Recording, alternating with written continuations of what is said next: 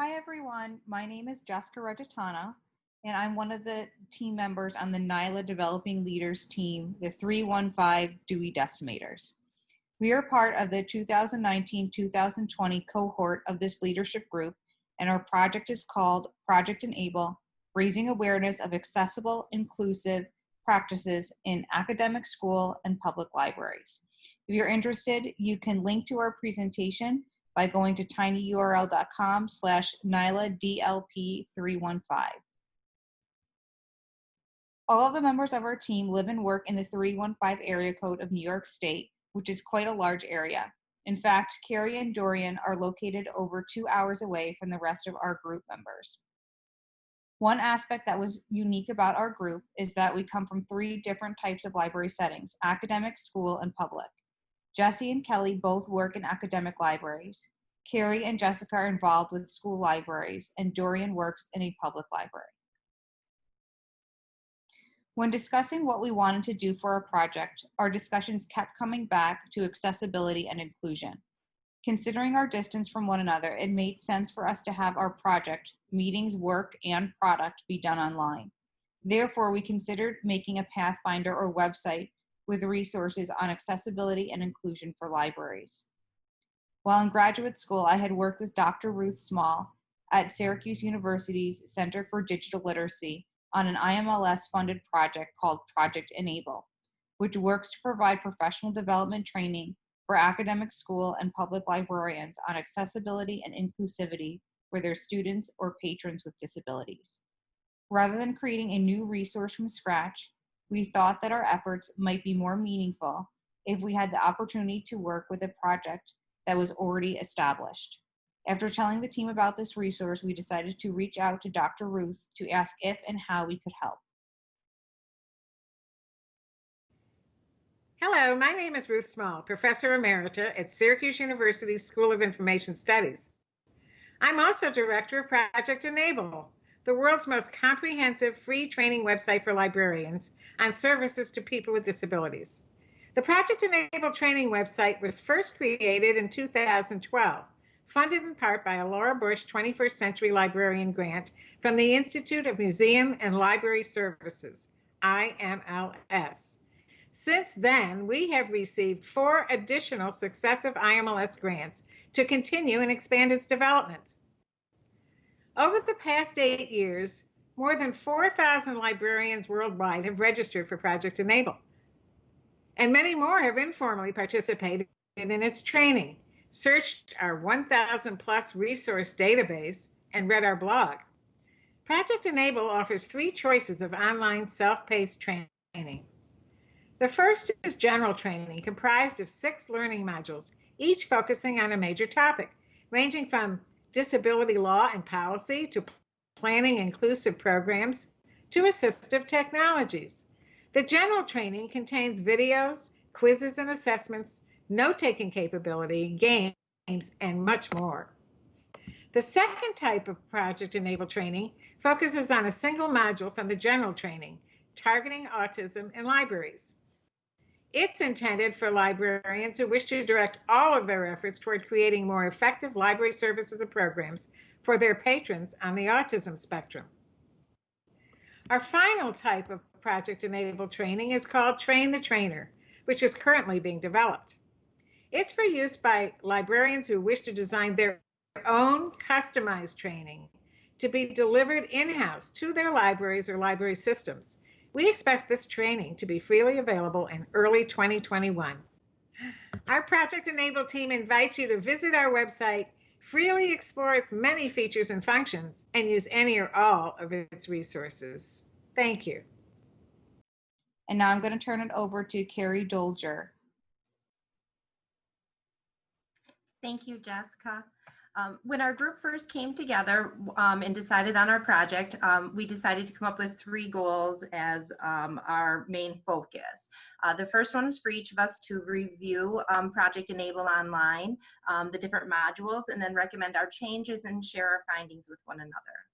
Our second goal was to understand what the level of librarians across the 315 area code and in the different systems, what their level of understanding was serving patrons of special needs and their understanding of Project Enable, and that it's there as a resource for them to use. Our third goal was how can we promote Project Enable across the 315 area code and across all of the different types of libraries within our communities. And with that, I'm going to turn the slides over to Dorian Lenny Wallace, and she's going to dive a little deeper into our review of the project. Thank you. Thank you, Carrie.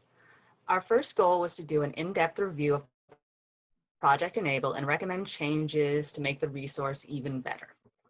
Next slide. We contacted Dr. Ruth, the founder of the Project Enable, to see what we could do to benefit the project, and she was interested in a review of the materials provided. She believed that since our group included working professionals from 3 different types of libraries, our input and implementation of the training in our varying workplaces would be helpful to the project.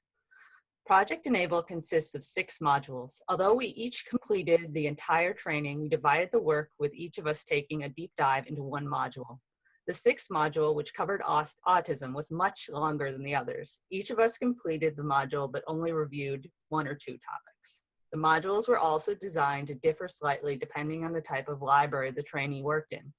The types of library available were academic, school, and public. We completed our modules under each type. So each module was reviewed at least 3 times. We met with Dr. Ruth a second time to touch base and share a few anecdotes about implementation of our training at our libraries. For instance, I added a visual schedule to my story time after watching a few sensory story time sessions in the training. That schedule helped my preschool group's attention span greatly. Once we had completed our review, we created a Google Doc containing the full text of all the modules under each library type. We added our notes and suggestions to the document. We pointed out dead links and grammatical errors when we came across them, but focused on updating resources and fact-checking. For example, in Module 5 on assistive technology, I suggested that the section on Google Glass be removed and replaced with information about smart home devices such as Alexa or Google Home. Later in the module, I suggested resources for gamers with disabilities, such as CanIPlayThat.com, a site that reviews video game playability for a range of disabilities. This site could also be useful for librarians wishing to increase their video game selection and be inclusive when they do so. Later in the presentation, we will cover more helpful resources we found while working on this project. You can also see that Jessica is pointing out a couple of dated references in her review.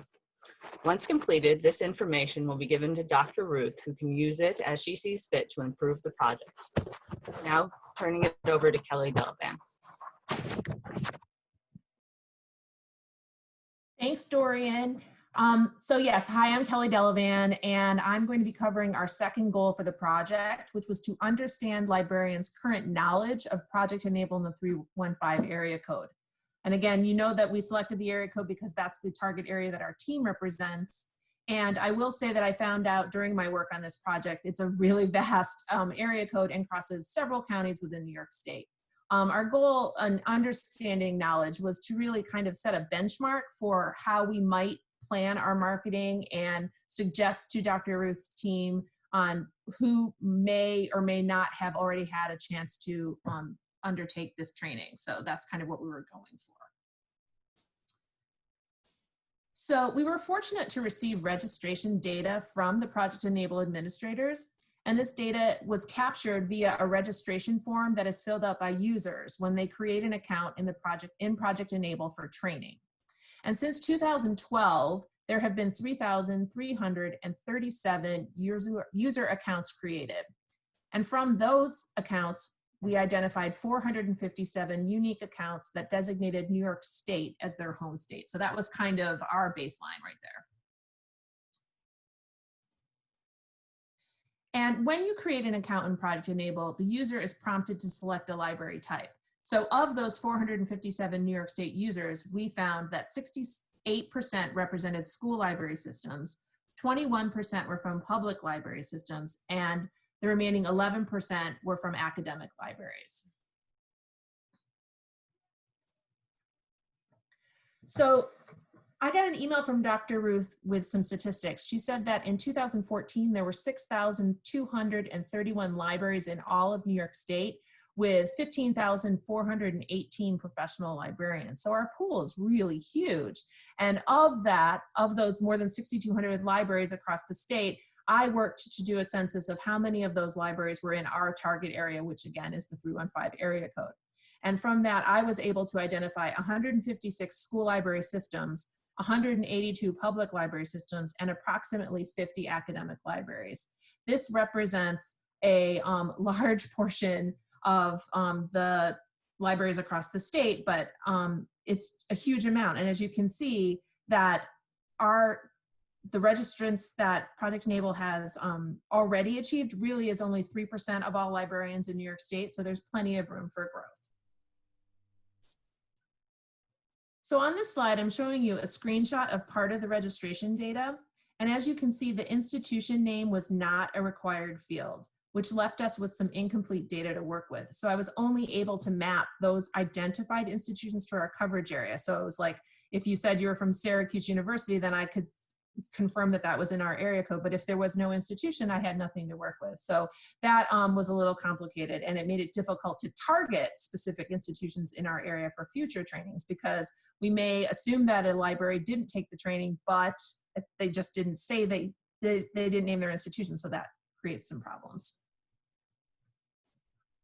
So the biggest takeaway for me from this objective was that account registration form could probably be revised to gather better data. And I know that balancing privacy issues and data collection is always an issue in our field, but since individual names are not collected, I would argue that collecting institutional data might benefit the project going forward. And with that, I'm going to turn it over to Jessie Buell, who will talk about our promotional plans. Great, thank you. So our last bit of work was to promote Project Enable in the Central New York region. Next slide, please. And we were going to do that in a few different ways. Jessica and Carrie were going to present at the school librarians presentation at the NYLA Ignite conference in May 2020. And myself and Kelly were going to present at INEACRL via a lightning round. Both of those obviously were impacted by COVID, though they might be rescheduled at a future date. Dorian compiled a list of 315 library systems and promoted Project Enable at system meetings. Next slide, please. Great. So we just wanted to recognize too that Project Enable is one resource, but there are a lot of other resources out there for libraries. You can see under organizations, I just wanted to highlight a few. There's Libraries and Autism, which talks about services for patrons in all different types of libraries. The Autism Self-Advocacy Network is an alternative to other autism organizations mentioned in Project Enable that might be of use to people. And then you can see the W3C Web Accessibility Initiative at the bottom has a subgroup about diverse abilities and barriers, talking about how to make resources accessible to people of all different types of abilities.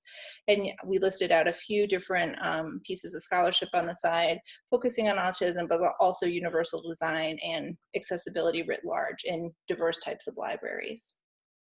Next slide, please. So here are our big takeaways from this project. We were really fortunate to be a unique group at the NYLA Developing Leaders Program because we had representatives from all three types of libraries. So we could analyze the content from all angles, which was really helpful and I think will really benefit Project Enable. Well, we did have difficulty meeting because of our physical distance. We did manage to get together virtually, and that obviously we were impacted as well through COVID as well, issues and trying to help our home institutions while also balancing this workload. We still managed to get the project done. We still have future plans potentially if conferences get rescheduled for promotion. And lastly, that there's many types of resources out there and that there's a really great need for this type of support and a better awareness of librarians in general of neurodiversity and accessibility in libraries. Thank you.